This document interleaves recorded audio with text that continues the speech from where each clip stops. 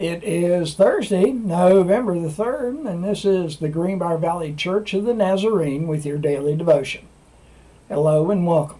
We continue to read about the story of Gideon in the book of Judges, chapter 6.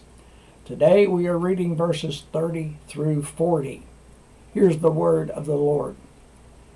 The people of the town demanded of Joash, "Bring your son. He must die because he has broken down Baal's altar and cut down the Asherah pole beside it."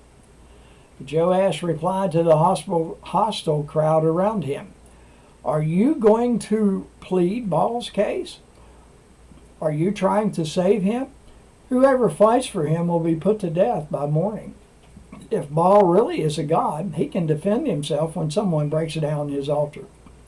So because Gideon broke down Baal's altar, they gave him the name Jerub-Baal that day, saying, "Let Baal contend with him." Now all the Midianites, Amalekites, and other eastern people joined forces and crossed over the Jordan and camped in the valley of Jezreel. When the Spirit of the Lord came on Gideon, and he blew a trumpet, summoning the Abiezrites to follow him, he sent messengers through Manasseh, calling them to arms, and also into Asher, Zebulun, and Naphtali, so that they all too went to meet them. Gideon said to God, "If you will save Israel by my hand as you have promised, look, I will place a wool fleece on the threshing floor.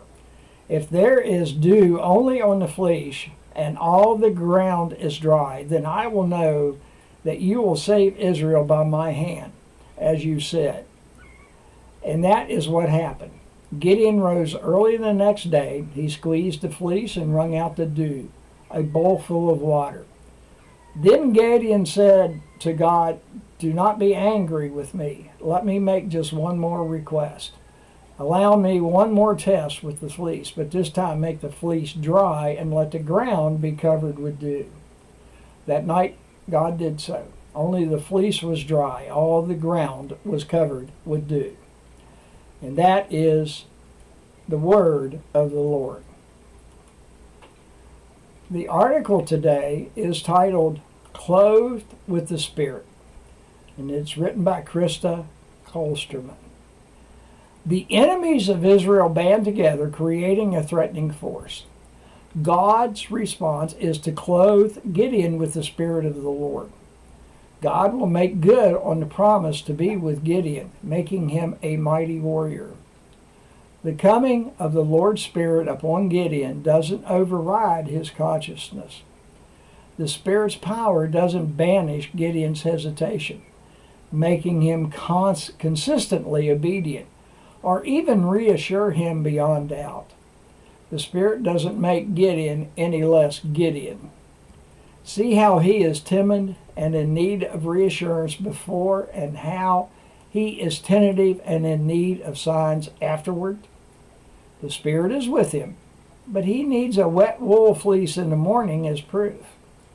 When Gideon gets the sign he asks for, he reverses the sign and asks for reassurance again. Patiently, God keeps assuring, giving Gideon proof of God's presence.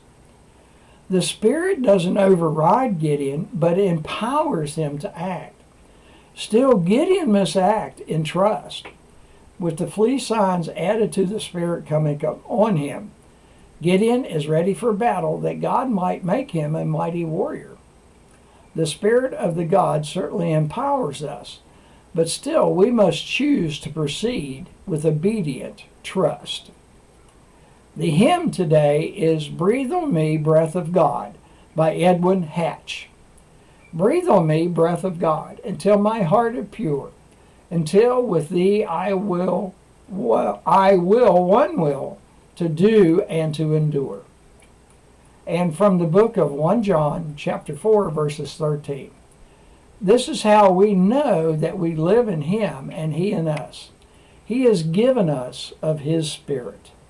And this is your daily devotion for Thursday, November the 3rd. Have a blessed day.